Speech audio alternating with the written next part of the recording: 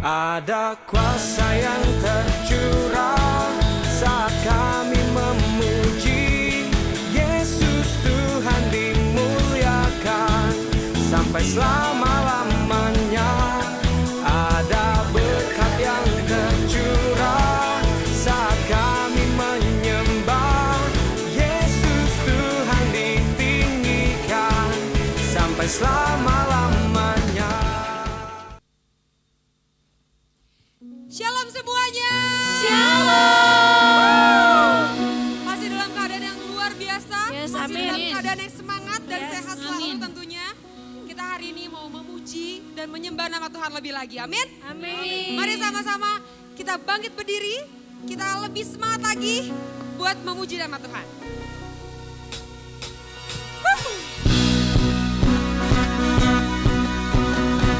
Mari kita memuji nama Tuhan sebab Dia baik.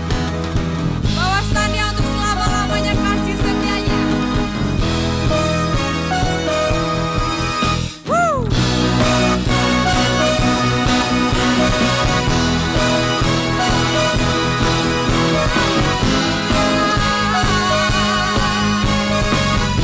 Sama-sama kita katakan.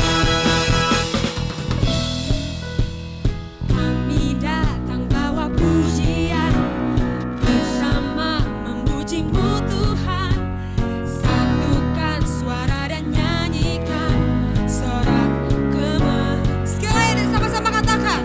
Kami datang bawa pujian, bersama memuji-Mu Tuhan. Satukan suara dan nyanyikan sorak kemenangan. Semuanya katakan.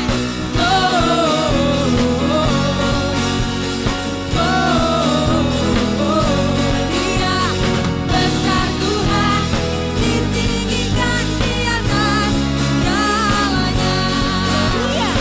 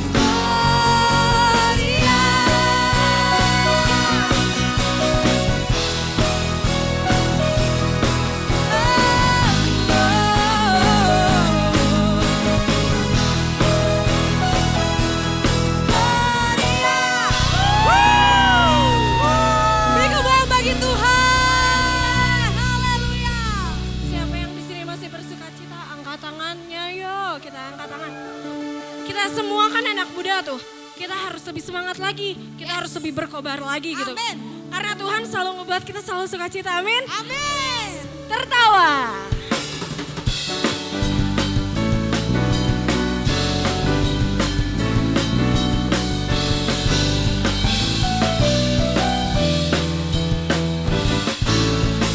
Karyamu mempesonaku, kau angkatku dari kelam, kasih tulus memberi warna. Kau buang semua gelisah, kau beriku sukacita, kau buatku selalu tertawa. Kau taruh lagu baru dalam hatiku, mulutku bersorak memuji namamu. Dari hatiku mengalir pujian bagimu, oh sukacita, Rohmu hadir di sini. Dan ku menari memuji di hadapanmu, Yesus, sukacita, Rohmu hadir di sini. Kita mulai dari awal yuk.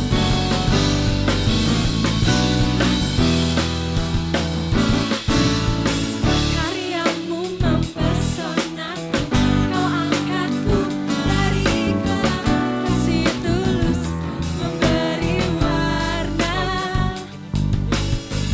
Kau buang semua gelisah, kau beriku sukacita, kau buatku selalu tertawa. Kau taruh lagu baru dalam hatiku, mulutku bersorak memuji namamu. Dari hatiku mengalir pujian bagimu, oh sukacita, Rohmu hadir di sini. Dan ku menari memuji di hadapanmu, Yesus, sukacita, Rohmu hadir di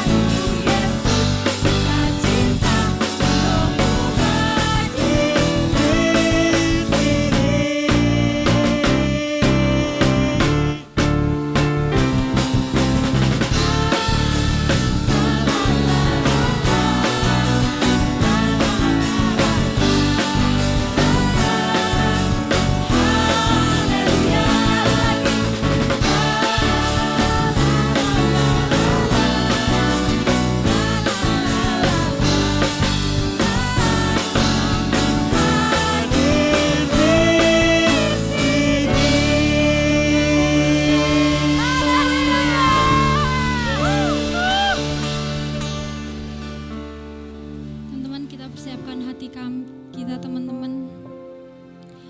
Ya Allah Roh Kudus, kami butuh pengurapan-Mu. Ya Allah Roh Kudus, biarlah pengurapan-Mu ada dalam kehidupan kami hari-hari ini Tuhan. Karena pengurapan-Mu Tuhan yang memampukan kami Tuhan berjalan Tuhan, melewati setiap hari ini, hari demi hari Bapa. Terima kasih Yesus.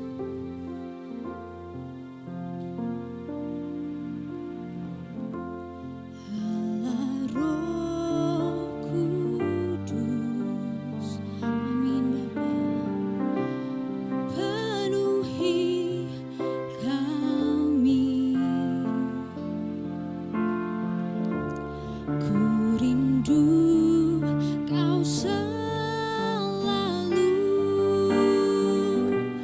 dalam hidupku, Allah Roh Kudus, Allah Roh Kudus, ubah hati kami, ubah hatiku, celikan kami,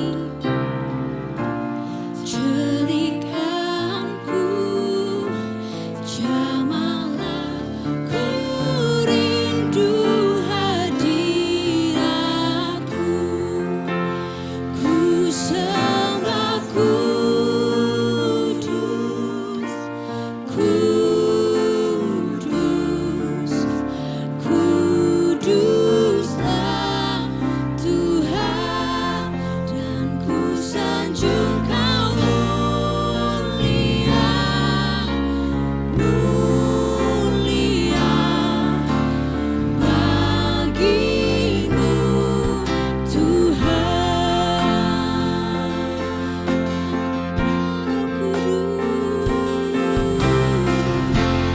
Allah Roh Kudus, penuhi kami, ku rindu Kau selalu dalam hidupku, Allah Kudus, Allah Roh Kudus, ubah hati kami Bapa, ubah hatiku, celikan kami, celikanku, jamahlah, ku rindu hadir, ku sembah kudus, ku sembah kudus, kudus, kuduslah Tuhan, dan ku sanjung Kau mulia, mulia bagimu Tuhan.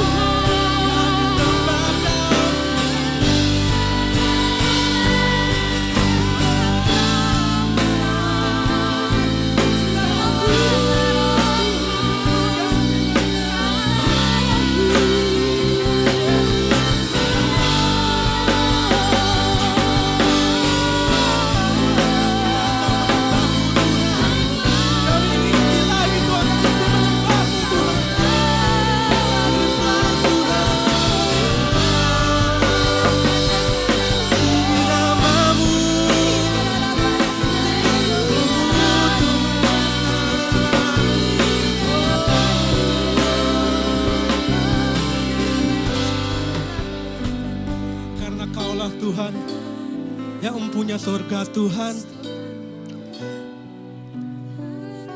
Di hari ini Tuhan, kami rindu Tuhan. Kami rindu untuk semakin dekat dengan Engkau Tuhan. Kami rindu Tuhan, Engkau jamah Tuhan kami Tuhan masing-masing Tuhan. Biarkan Tuhan, nyanyian kami di hari ini Tuhan bisa untuk menyenangkan hati-Mu Tuhan. Kiana ya labas, kiana ya ralaba ya ralaba ya ralaba. Kiana laba ya kiana ya ralaba ya ralaba ya ralaba ya ralaba. Kiana laba kiana ya ralaba ya ralaba ya ralaba. Kiana ya ralaba ya ralaba ya ralaba. Be lifted higher, higher. Be lifted higher. Jesus, you be lifted higher, higher. Be lifted higher. Oh, Jesus, you be lifted higher, higher. Be lifted higher, Jesus. Jesus, you be lifted higher, higher. Be lifted high,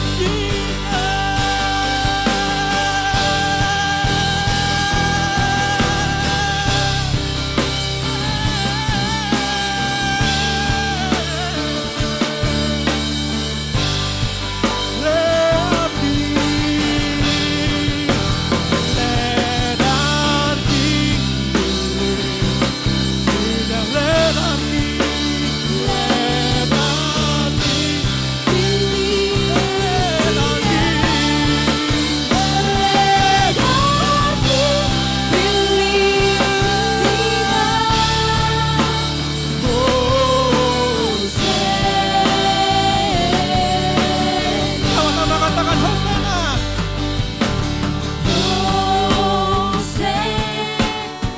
In the higher. Yes Tuhan, Kau yang kami tinggikan Tuhan.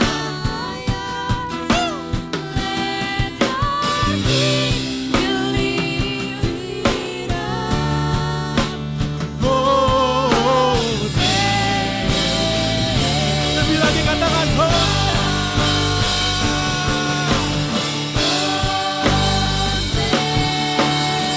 in the higher.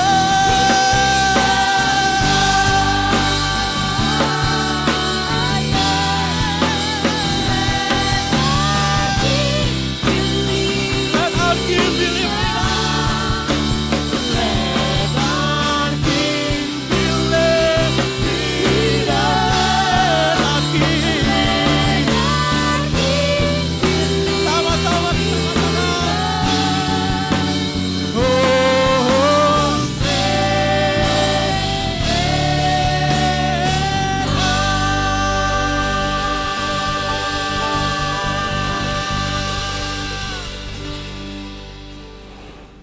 Tuhan, terima kasih buat segala kebaikan-Mu, buat segala anugerah-Mu Tuhan bagi kami. Kalau kami belum dalam keadaan sehat, dalam keadaan kuat, semua karena anugerah Tuhan.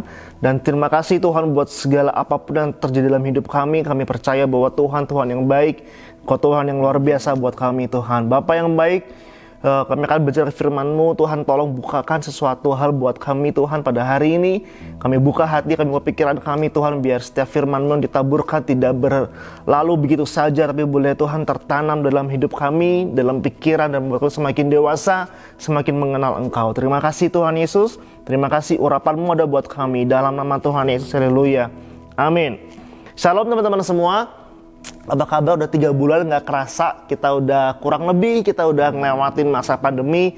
Dan gue harap kalian semua dalam keadaan sehat, gue harap semua dalam keadaan yang baik-baik aja. Dan gue mau ngucapin buat selamat, congratulations buat kalian yang masa pandemi ini, kalian udah lulus, kalian udah naik kelas, selamat menempuh era yang baru di masa studi kalian. Gue berdoa biar Tuhan memberkati setiap masa depan kalian. God bless you.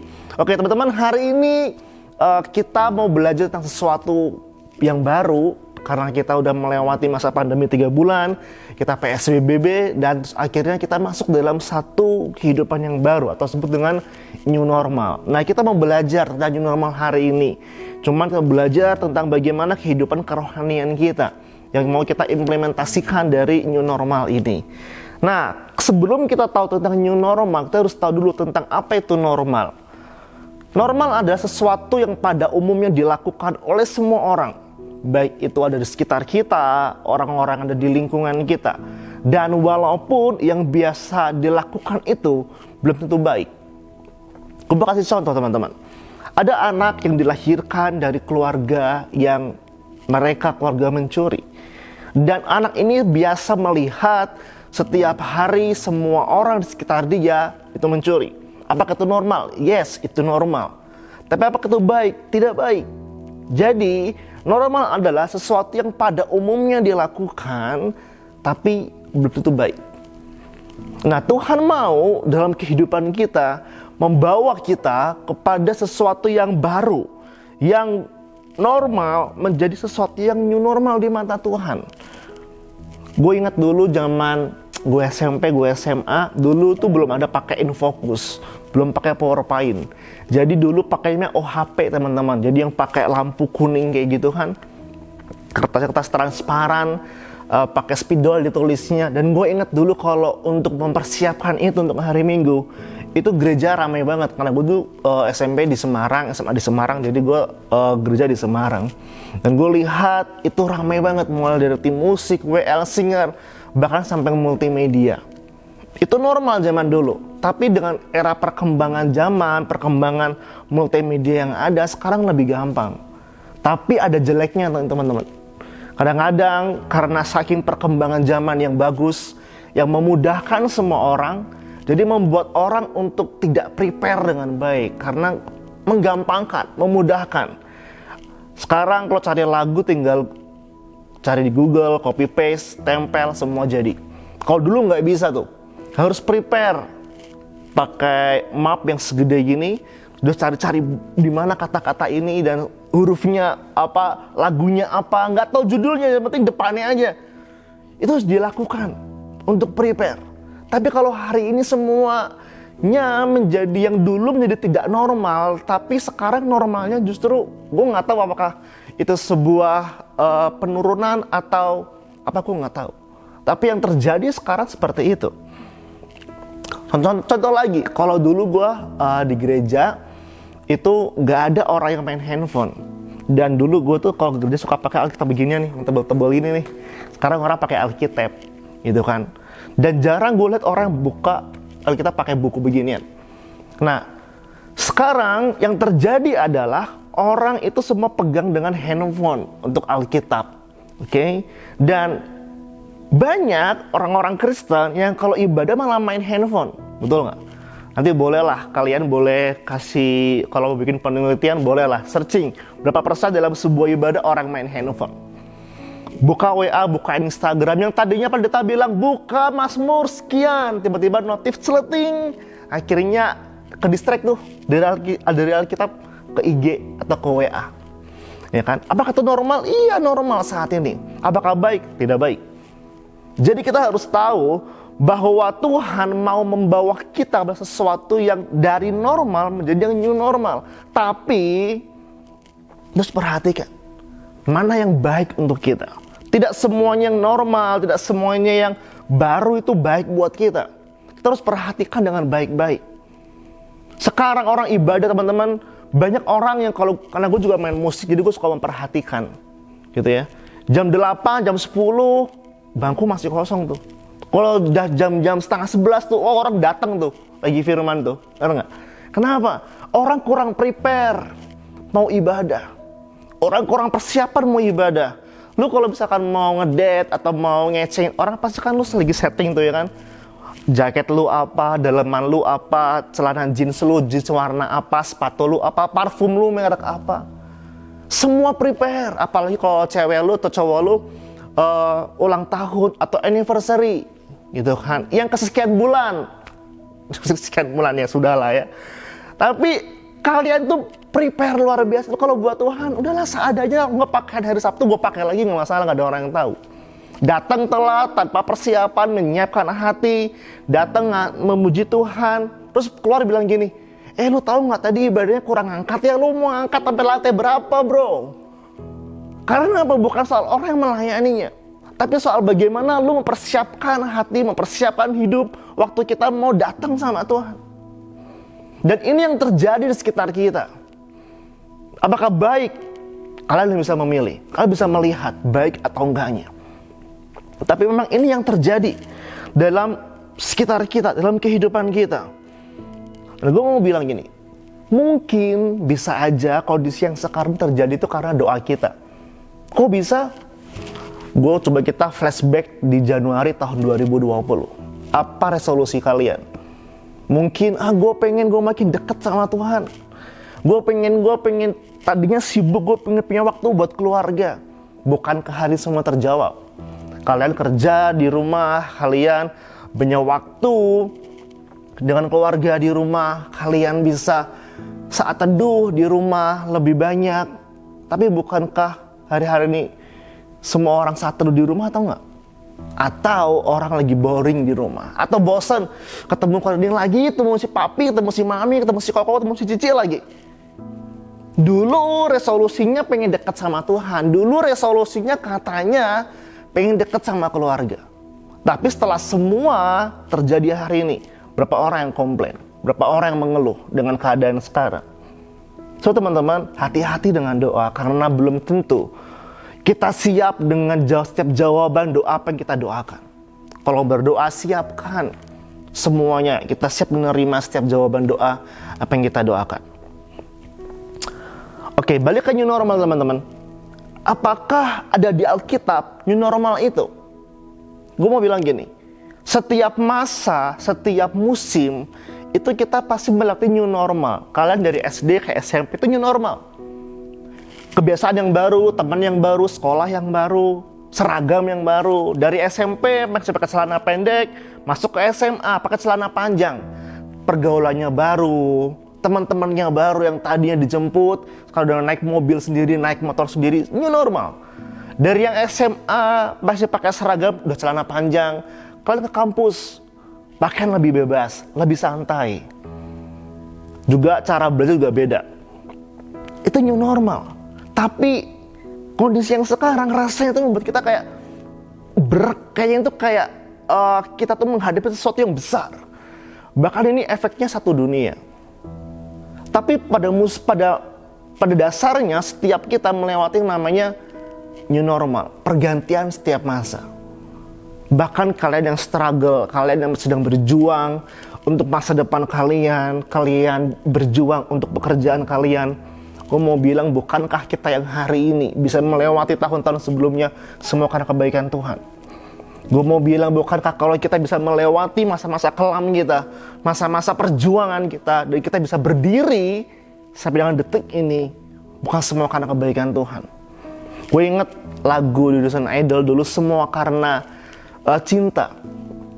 Terus ada di rohaniin, semua karena Yesus. Awalnya gue kayak lucu ngelihat lagu ini, tapi setelah gue pikir-pikir, liriknya benar juga.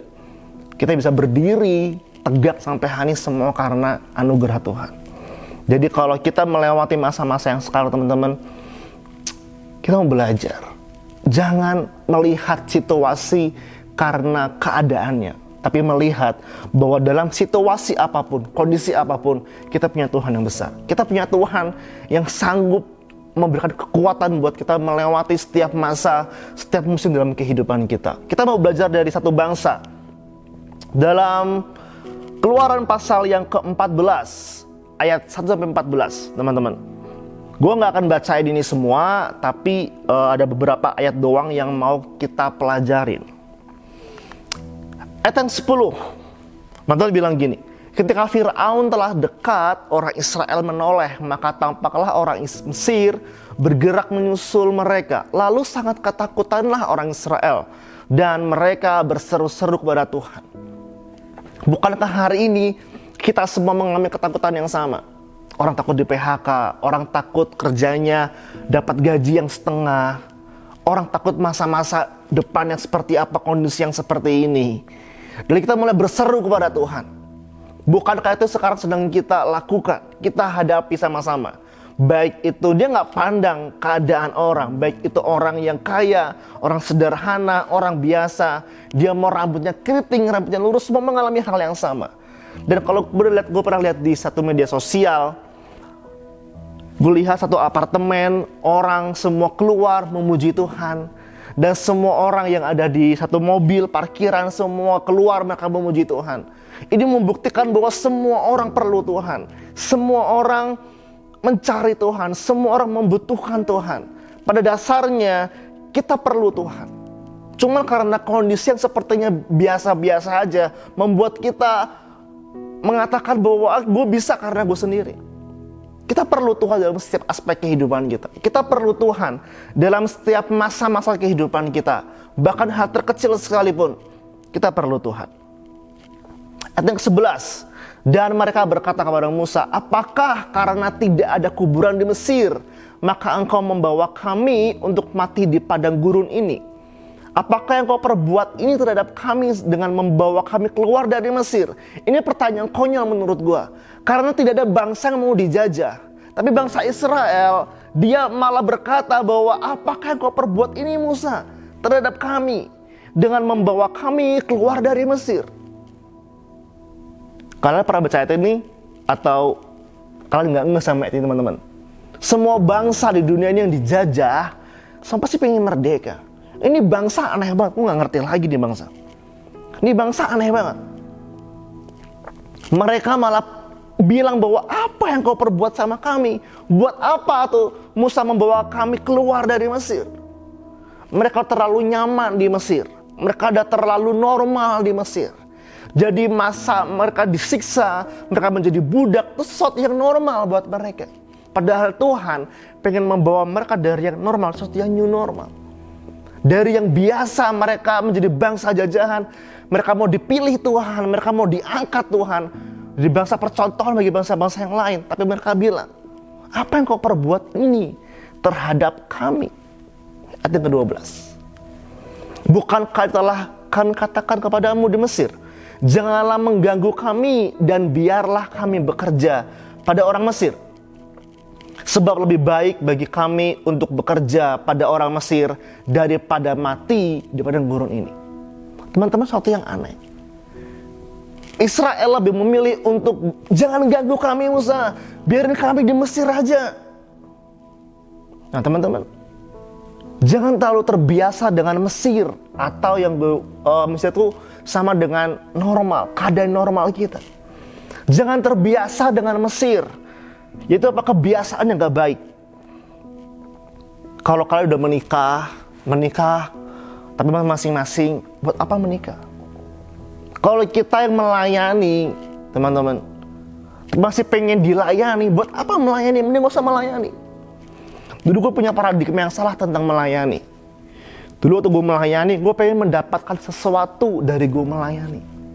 Tapi dengan perjalanannya waktu, gue punya mentor, gue mengenal, dan gue belajar.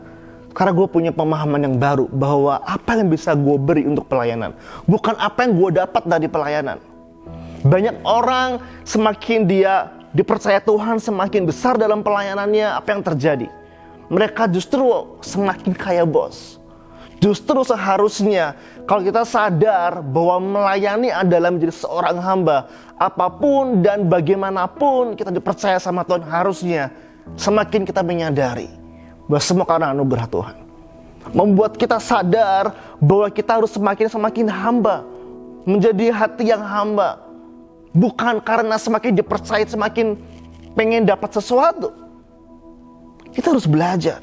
Ini yang terjadi, ini yang real, ini yang normal.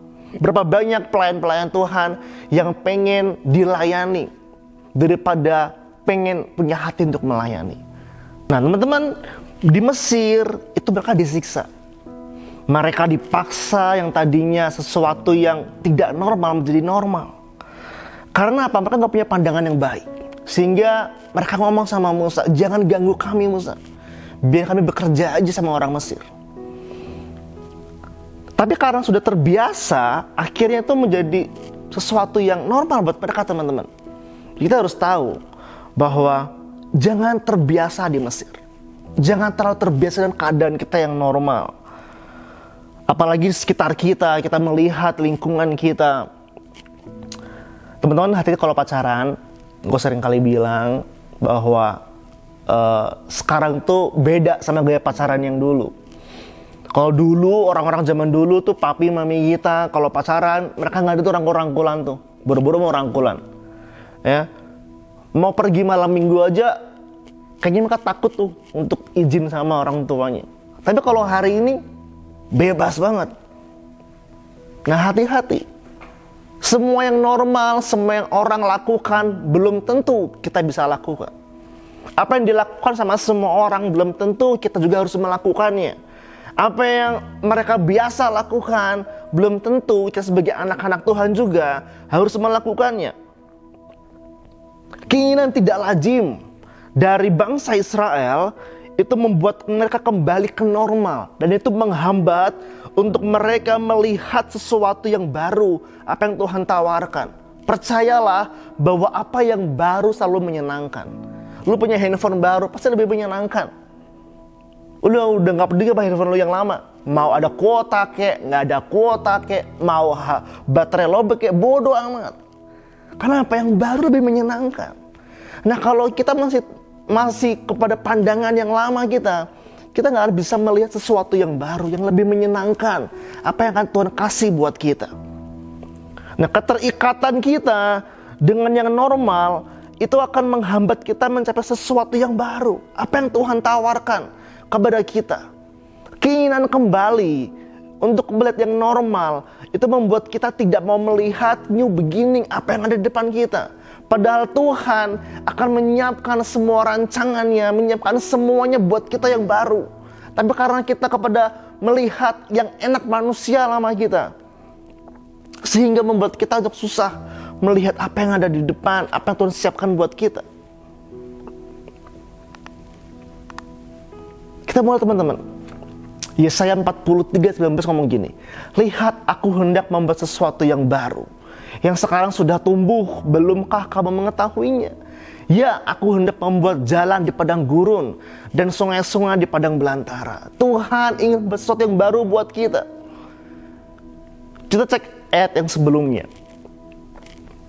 Firman-Nya, janganlah ingat-ingat hal-hal yang dahulu, dan janganlah perhatikan hal-hal yang dari zaman purbakala.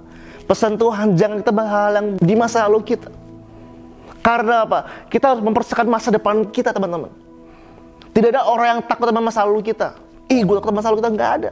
Tapi semua orang takut akan masa depan mereka. Karena itu, kita harus mempersiapkan masa depan kita dengan baik. Dengan apa? Melihat yang baru. Bersama dengan Tuhan, melihat apa yang ada di depan kita. Dengan cara apa? Memandang Tuhan. Karena Tuhan ingin kita mendapatkan sesuatu yang baru. Karena percayalah, yang baru selalu menyenangkan. Ada dua hal teman-teman yang gue mau sharingin tentang apa yang bisa kita pelajari dari bangsa Israel. Yang pertama, jangan mengeluh. Kalau kita perhatikan dari ayat yang ke-11 sampai 12, kita bisa simpulkan, jangan mengeluh, berhenti mengeluh. Semua orang mengeluh, kalau kondisinya gak enak, semua orang mengeluh, itu yang normalnya. Tapi kita mau belajar untuk yang new normalnya. Kalau keadaan apapun, keadaan tidak menyenangkan, kita belajar tidak mengeluh. Kenapa orang mengeluh? Yang pertama, dia dibawa keluar dari comfort zone dia. Yang kedua, mengharapkan hadiah tanpa pertandingan. Teman-teman, gue mau bilang bahwa apapun kondisi kita hari-hari ini, percayalah bahwa Dia Allah yang baik. Percayalah bahwa Tuhan menyiapkan masa depan yang baik buat kita. Ada banyak contohnya, Yusuf. Bagaimana Allah memberikan rencananya buat dia. Tapi apa yang terjadi? Dia bukan orang yang instan. Dia melewati banyak masalah dalam kehidupannya. Itu menjadikan Yusuf sebagai orang yang mau mengampuni keluarganya. Gue bisa bayangkan bagaimana kalau misalkan Yusuf tiba-tiba jadi raja. Dia gak akan mungkin bisa mengampuni saudara-saudaranya. Kenapa? Karena dia melewati proses yang panjang dalam hidupnya. Sehingga dia tahu, dia menyadari bahwa apa yang ending dia terima hari itu semua karena Tuhan yang menuntun hidup Yusuf. Abraham untuk mendapatkan seorang anak, sekalipun Sarah ketawa, bagaimana mungkin? Udah tua bisa dapat anak. Tapi apa yang tidak mungkin bagi Tuhan, bagi Abraham, itu mungkin bagi Tuhan. Apa yang tidak mungkin bagi kita, apa yang tidak mungkin bagi Abraham, itu mungkin bagi Tuhan. Kita mungkin melihat diri kita, gue keluarga biasa aja, gue gak pintar, masa depan gue seperti apa yang tidak mungkin bagi kalian, itu mungkin bagi Tuhan. Intinya apa? Jangan mengeluh. Kadang-kadang teman-teman, kenapa bangsa di bawah Tuhan dari Mesir untuk masuk ke tanah perjanjian perlu melewati padang gurun? Gue suka dengan PPL. Apa itu PPL? Tujuan padang gurun itu promosi, pendewasaan, dan latihan. Tapi mereka komplain sama Musa. Kenapa? Mereka mengharapkan hadiah tanpa pertandingan. Tidak ada hadiah tanpa pertandingan. Tidak ada promosi tanpa tantangan. Kalau mau promosi, lewati setiap tantangan hidup kalian. Jangan berdoa untuk supaya Tuhan menghilangkan setiap masalah dalam hidupmu. Tapi berdoalah, Tuhan berikan kekuatan buat aku untuk melewati setiap masa dan musim hidupku. Supaya aku bisa melewati semuanya dengan baik Tuhan. Finishing well dalam hidup kita. Yang kedua, fokus kepada Tuhan. God center. Ayat 13 teman-teman, gue mau bacakan. Tetapi berkatalah Musa kepada bangsa itu, janganlah takut, berdirilah, tetap dan lihatlah keselamatan dari Tuhan yang akan diberikannya hari ini kepadamu. Sebab orang Mesir akan kamu lihat hari ini, tidak akan kamu lihat lagi untuk selama-lamanya. Fokus sama Tuhan. Musa bilang sama bangsa, lihatlah Tuhan penyelamatmu yang akan menolong engkau. Hari-hari ini apa fokus kita? Di Komsel gue pernah bilang sama anak Komsel gue, tidak cukup untuk mengagumi Tuhan, tapi next level, belajar untuk mengorbankan sesuatu untuk Tuhan. Kalau Tuhan sudah memberikan yang terbaik buat kita, bahkan dia berikan nyawanya buat kita, terlalu sayangnya dia sama kita teman-teman. Dia cuma pengen hati kita beri sama Tuhan. Kita gak punya apa-apa kita kasih sama Tuhan, tapi hati kita beri sama Tuhan. Hatimu yang terbaik beri sama Tuhan. Ini yang kupunya Tuhan. Aku mau beri hatiku untuk tetap mengasihi Tuhan, untuk tetap mencintai Tuhan, untuk tetap mengandalkan Tuhan. Karena percayalah, keadaan sesakit apapun, kondisi tidak enak apapun, selama kita punya Tuhan, ada pengharapan di depan kita. Selama kita melihat, mengandalkan Tuhan, gue percaya kita di proses hari-hari ini, teman-teman, gue mau bilang namanya proses tidak pernah mengkhianati. Gue adalah orang dari proses. Kalau gue bisa hari ini, bisa ada di sini, gue bisa sharing sampai hari ini, semua karena anugerah Tuhan. Gue udah melatih banyak proses dalam pelayanan hidup gue. Gue pernah jalan kaki, teman-teman, gue dulu asrama gue di BKR. Gue pernah pelayanan, praktek dulu di Pasadena, Perumahan Pasadena. Jalan kaki tuh, caringin ke BKR. Pakai pantofel, siang-siang jam 12. Bayangin aja. Tapi gue belajar tidak mengeluh. Gue belajar untuk selalu melayani, bahkan sama dengan detik ini, gue tetap melayani Tuhan. Karena gue tahu, Tuhan terlebih dulu mengasihi gue dengan segala keberadaan gue. Kalau gue bisa bilang, Tuhan tuh ngomong gini, "Nak, I love you just the way you are." Bukan karena kita punya apa, dia mengasihi kita. Tapi karena kasihnya sama kita. Dia menerima segala kekurangan kita. Dia menerima segala keberadaan kita. Kita yang ini harusnya menjadi hamba dosa. Kita diangkat jadi anak Allah, ahli warisnya Tuhan. Teman-teman, kurang apa Tuhan sama kita?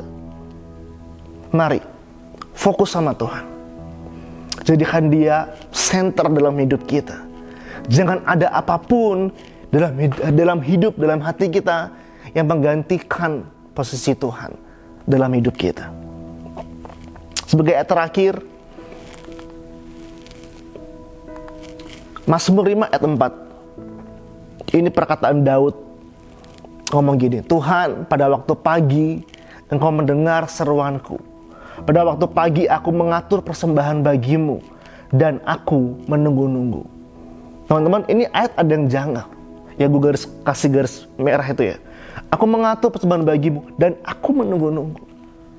Daud, saking dia mau kasih yang terbaik sama Tuhan, dia atur persembahan, dan dia yang tunggu Tuhan datang.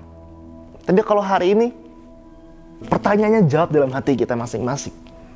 Kita yang nunggu Tuhan, Tuhan nunggu sama kita datang sama Tuhan. Tapi ini ayat bagus banget.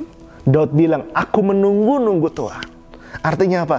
Daud tahu banget bahwa dia adalah orang yang selalu mengandalkan Tuhan. Dia tahu banget bahwa pemerintahannya, hidup dia, semua karena Tuhan.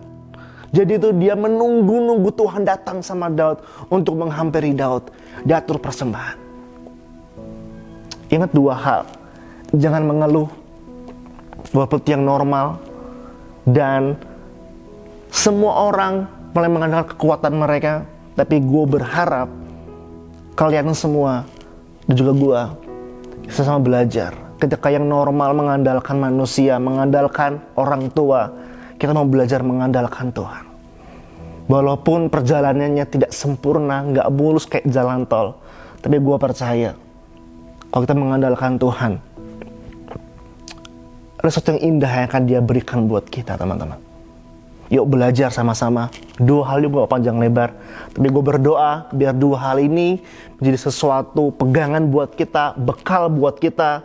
Kita tinggalkan manusia lama kita, hidup dalam manusia yang baru, dengan gaya hidup yang baru. Kita melayani dengan paradigma yang baru, dengan mindset yang baru, dan dengan hati yang baru.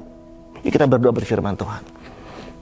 Tuhan, terima kasih buat setiap firman-Mu Tuhan. Engkau mengajari kami bagaimana kami menjadi orang yang baru Tuhan, dengan pemikiran hati kami yang baru Tuhan. Sekalipun orang lain di luar sana, mereka yang lain Tuhan, mereka mengandalkan kemampuan mereka mengandalkan kekuatan mereka sendiri Tuhan. Ketika keadaan tidak baik, banyak orang mengeluh Tuhan, tapi kami mau belajar Tuhan hari ini bagaimana kami memiliki hati yang tidak mau mengeluh Tuhan. Kami belajar untuk hati yang mengucap syukur apapun keadaan kami, apapun menjadi perjuangan dan struggle kami Tuhan. Ajari kami Tuhan untuk kami mampu mengucap syukur dalam segala keadaan Tuhan.